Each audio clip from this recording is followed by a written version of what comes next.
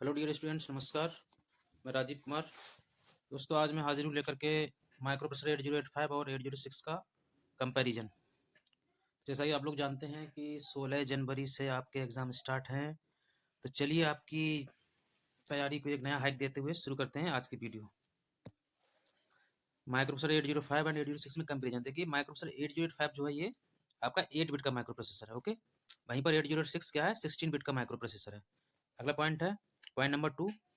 Micro processor 8085 में 8 bit की data bus होती है। जो डेटा बस होती है इसमें वो कितनी है, 8 बिट की होती है। वहीं पर 806 में ये डाटा बस जो है वो आपकी 16 बिट की हो जाती है, ओके। अगला पॉइंट लेते हैं, पॉइंट नंबर 3। माइक्रो प्रोसेसर 805 में ये जो है 2 की power 8 address line, data line जो है वो 8 बिट की होती है, और ये 2 की पावर 8 इक्वस टू 256 आयो पोर्ट को एक्सेस कर सकती है, एड्रेस दे सकती है। इसी प्रकार 806 में ये डाटा बस जो है 16 बिट बाइट होती है, तो ये जो है 65,536 आयो पोर्ट को एक्सेस कर सकती है। ये बहुत ही इंपॉर्टेंट पॉइंट है, इसको ध्यान में रखेंगे। पॉइंट नंबर 4, 805 में इट है 16 बिट बाइट एड्रेस बस। जो हमारा माइक्रो प्रोसेसर 805 होता है, इसमें 16 बिट की एड्रेस लाइन होती है, यानी कि एड्रेस जो होता है इसमें वो 16 बिट का होता है, ओके, 16 बिट का। वहीं पर 806 में जो एड्रेस बस होती है वो 20 बिट की होती है, ओके, 20 बिट बाइट होती है। अगला point, it has an 8 bit ALU arithmetic and logical unit. Micro processor 805 में 8 बिट का ALU होता है, ओके, यानी कि एक बार में 8 बिट के डाटा को प्रोसेस कर सकता है। वहीं 806 आपका एक इसका जो ALU है वो 16 बिट का होता है, यानी कि एक बार में 16 बिट के डाटा को प्रोसेस कर सकता है। अगला पॉइंट लेते हैं, it can process an 8 bit data in one machine cycle. वही है जो भी पॉइंट मैंने बताया था, same. It can process 16 bit data in one machine cycle, okay. अगला पॉइंट 805 में the maximum accessible memory RAM it can access 2 की पावर 16 बराबर 64 KB, ओके।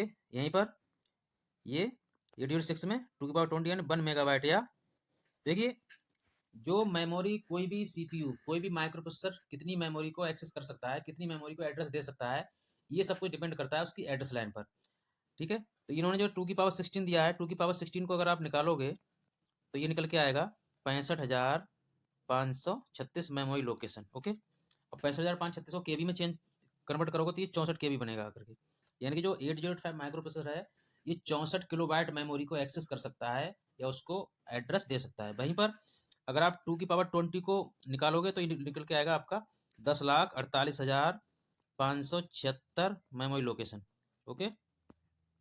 10,48,576 memory location. और इसको आप MB में चेंज करोगे तो ये 1 MB निकल के आएगा। यानी कि ये जो है आपका माइक्रो प्रोसेसर 806 जो है वो 1 MB की मेमोरी को एक्सेस कर सकता है या उनको एड्रेस दे सकता है, ओके। अगला पॉइंट है, it's memory is not segmented. जो माइक्रो प्रोसेसर 805 है इसमें सेगमेंटेशन मेथड यूज नहीं होता है। मेमोरी एक एड्रेस से शुरू होकर के अंतिम एड्रेस तक जाती है। वहीं पर आपका जो 806 माइक्रो प्रोसेसर है इसमें सेगमेंटेड मेमोरी यूज होती है, सेगमेंटेड मेथड यूज होते हैं, जैसे DS data segment, okay, CS code segment, SS stack segment, okay, ES extra segment. ये 4 सेगमेंट में मेमोरी इसकी डिवाइड होती है, तो इसमें सेगमेंटेशन मेथड यूज होता है मेमोरी में 806 माइक्रो प्रोसेसर में, ओके। अगला पॉइंट है, it has an on chip oscillator of 3 megahertz. जो 805 माइक्रो प्रोसेसर है ये 3 मेगाहर्ट्ज की फ्रिक्वेंसी पर ऑपरेट होता है और ये ऑन चिप होता है। ऑन चिप का मतलब क्या है, इट्स वेरी लो कॉस्ट। कोई भी डिवाइस जब वो ऑन चिप पे आ जाती है तो वो कम एरिया को ऑक्यूपाई करती है, उसमें हार्डवेयर कम होता है, इसलिए उसकी कॉस्ट जो है वो कम होती है। वहीं पर आपका 806 है ये 3 वर्जन में अवेलेबल होता है, ठीक है, जिनमें एक 5 मेगाहर्ट्ज भी होता है, उसके बाद 8 मेगाहर्ट्ज भी होता है और 10 मेगाहर्ट्ज भी होता है, ओके। तो इस तरह से अगला पॉइंट लेते हैं, पॉइंट नंबर 9। ये पॉइंट नंबर 9 हमारा हो गया है, ओके। ये तीन वर्जन में अवेलेबल होता है। Point number 10, it is an accumulator based micro processor. Micro processor 805 जो है वो एक्यूमुलेटर बेस्ड है, यानी कि इसमें एक स्पेसिफिक रजिस्टर होता है जिसको हम एक्यूमुलेटर कहते हैं, वो 8 बिट का होता है, ठीक है। आफ्टर एग्जीक्यूशन के बाद जो रिजल्ट होता है वो एक्यूमुलेटर में होता है। एक्यूमुलेटर के बाद जो है वो उसको हम मेमोरी में लेते हैं, तथा एग्जीक्यूशन से पहले भी जो डाटा आता है वो एक्यूमुलेटर में आता है, इसलिए एक्यूमुलेटर बेस है। वहीं पर जो 806 है ये आपका GPR general purpose register base micro processor है, ओके। अगला point, it does not have multiplication and division instruction. जो आपका 8085 माइक्रो प्रोसेसर है, इसमें डायरेक्टली आप मल्टीप्लिकेशन और डिवीजन नहीं कर सकते। आप इसमें मल्टीप्लिकेशन और डिवीजन करने के लिए आपको ऐड और सब्ट्रैक्शन मेथड यूज करना पड़ेगा। अगर आपको मल्टीप्लिकेशन करना है तो आपको ऐड इंस्ट्रक्शन का हेल्प से, ऐड इंस्ट्रक्शन की हेल्प से करना पड़ेगा, और डिवीजन करना है तो वो सब्ट्रैक्शन वाले इंस्ट्रक्शन का यूज करके करना पड़ेगा। इसमें डायरेक्टली कोई भी इंस्ट्रक्शन ऐसा नहीं जो मल्टीप्लिकेशन और डिवीजन के लिए दिया हो। वहीं पर 8086 में मल्टीप्लिकेशन और डिवीजन के लिए डायरेक्टली इसमें इंस्ट्रक्शन दिए हुए हैं। ओके, चलिए अगला पॉइंट इसमें लेते हैं। Point number 12, it has 5 carry flag. कौन कौन से 5 कैरी फ्लैग होते हैं इसमें? Carry, auxiliary, carry parity, zero and sign flag.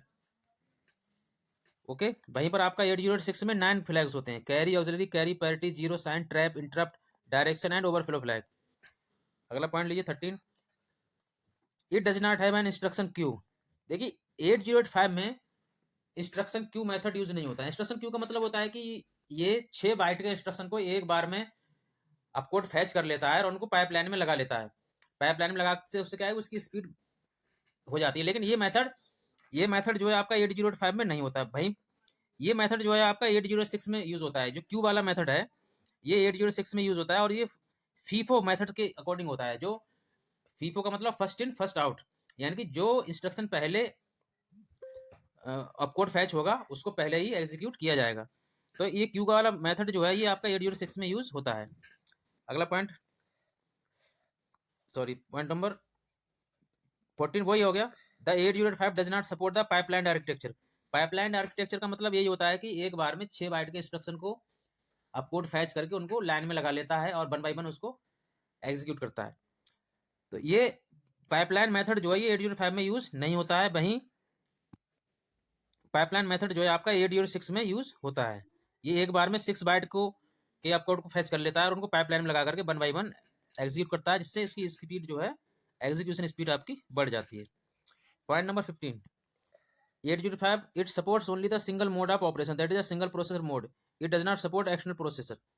Okay, ये सिंगल मोड के ऑपरेशन को सपोर्ट करता है, ये किसी भी एक्सटर्नल प्रोसेसर को सपोर्ट नहीं करता है, उसकी कोई हेल्प नहीं लेता है। वहीं आपने देखा होगा कि ये 8086 है, ये क्या करता है, ये 2 मोड में ऑपरेट होता है। ये सिंगल मोड में 8085 सिंगल मोड में यूज होता है, लेकिन जो 8086 है ये डबल मोड में यूज होता है। Number 1 minimum mode, number 2 maximum mode.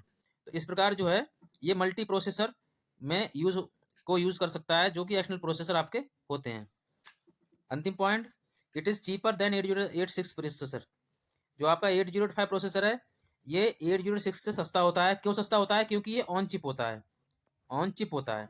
वहीं जो 80 आपका 86 है ये आपका महंगा होता है, 8085 से महंगा होता है। क्यों? क्योंकि ये ऑन चिप नहीं होता। ऑन चिप कुछ पार्ट होते हैं लेकिन पूरा पार्ट ऑन चिप नहीं होता, इसलिए ये महंगा होता है। तो ये कुल 16 पॉइंट्स हैं आपके, इन दोनों में कंपेरिजन हमने किया है। इसको तैयार कर लीजिएगा, और 16 तारीख से आपका एग्ज़ाम स्टार्ट है, तो आप बिल्कुल तैयारी में लग जाइए। और मैं आशा करता हूँ कि आपको ये वीडियो पसंद आई होगी। मिलते हैं अगली वीडियो में। धन्यवाद।